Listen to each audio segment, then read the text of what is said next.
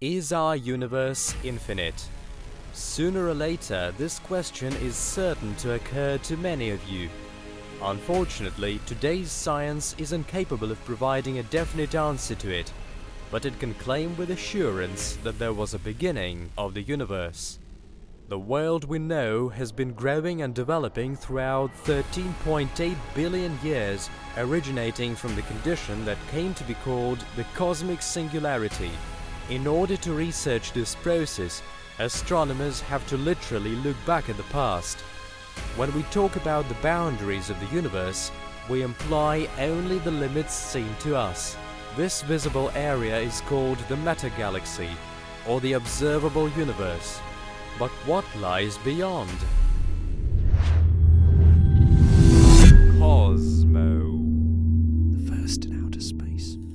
The statement that there are boundaries to the universe is considered per se one of those great ideas which are able to dramatically change our world perception. Something similar took place back in 1543 when Nicholas Copernicus proved that the Earth wasn't located in the center of the cosmos. The following breakthrough took place in the 20th century when Edwin Hubble showed to the world that galaxies moved away from each other. This prompted the idea that the universe hasn't existed eternally and was formed as a result of a certain event, the Big Bang. Today we are certain that the dimensions of the world we live in are much larger than we are capable of imagining. The search for the answer to the question about its boundaries is going to lead to yet another scientific breakthrough. At the moment, scientists are able to talk only of the boundaries within which the objects are visible. This area is also called the observable universe. That is its part which is the absolute past in relation to the observer. The cosmic horizon is the boundary of the observable universe. The objects on the horizon become infinitely redshifted, that is, they constantly move further away. The number of galaxies within the observable universe is estimated at upwards of 500 billion, with this number increasing on a regular basis as the research equipment becomes more advanced. But how big is the observable area of the universe today? The distance to the remotest observable object equals approximately 14 billion parsecs in all directions. Thus, the observable universe is a sphere with a diameter of about 93 billion light-years and with the center inside the solar system. That is, it is centered on the observer. The area equals 350 quinvigintillion cubic meters.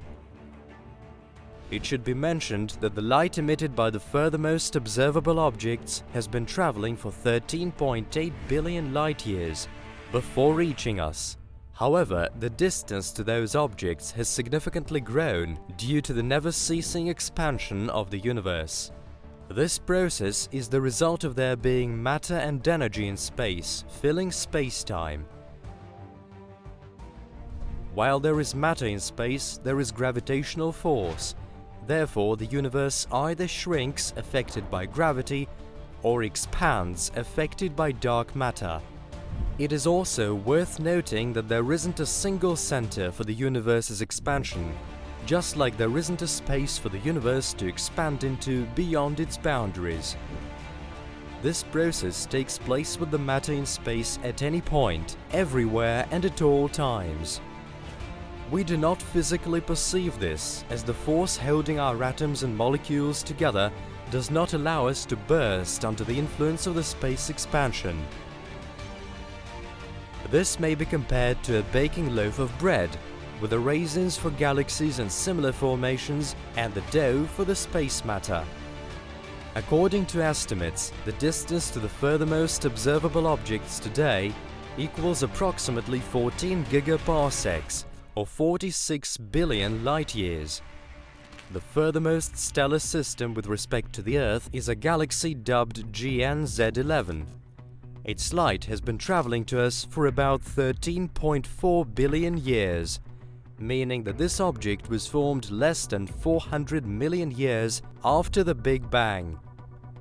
However, due to the constant expansion of the universe, today's distance to GNZ11 is approximately 32 billion light-years. One may argue that the speed with which it recedes exceeds the speed of light, but it does not clash with the special theory of relativity, as it isn't the matter that is receding, but the space between the two objects is growing larger. This object is supposedly one of the very first galaxies and is likely to be the closest stellar cluster to the edge of the observable universe. If man were able to freely travel from one world to another, it is in that galaxy that we might find out about the genesis of our world in more detail. What we call the meta-galaxy is likely to have started to expand immediately on its birth.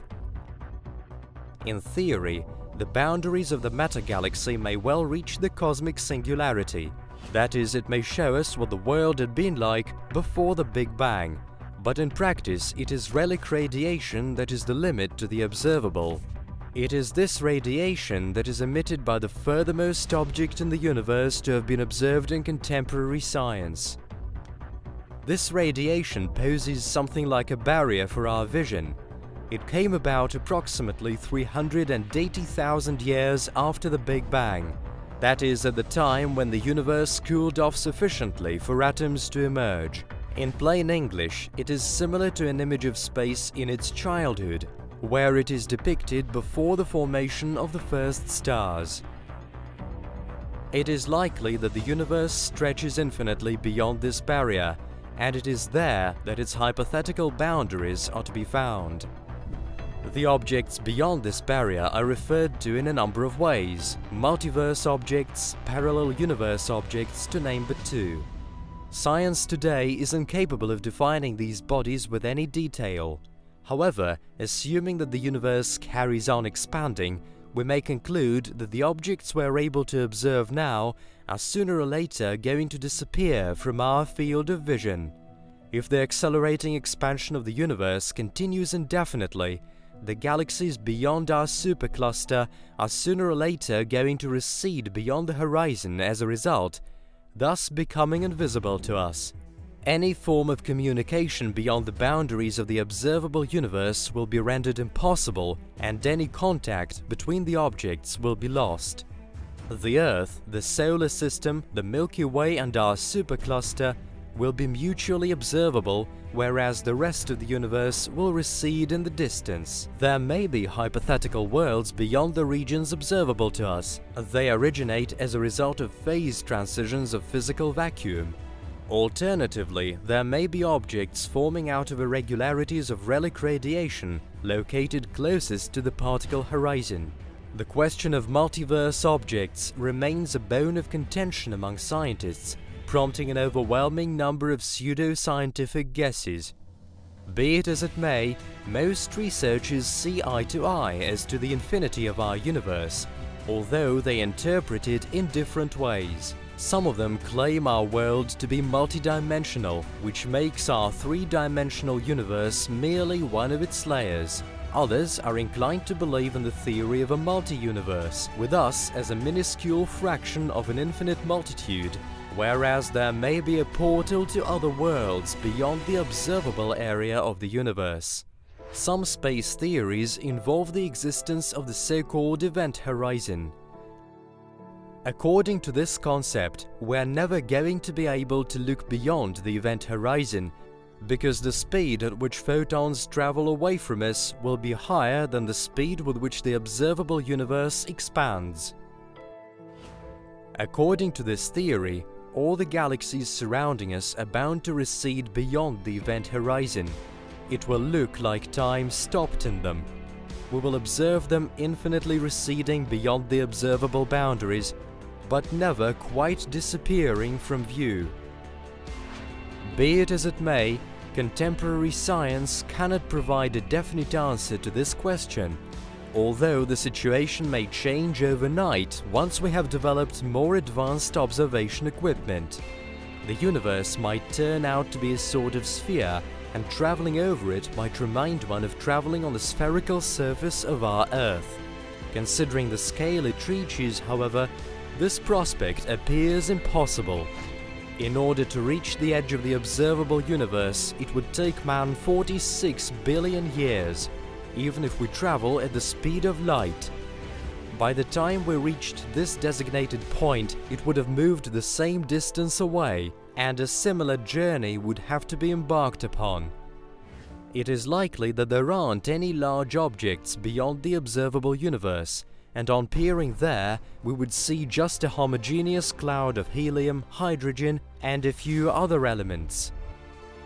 However, we might probably never be able to discover the origins of our world, and might forever remain in the position of someone chasing the horizon.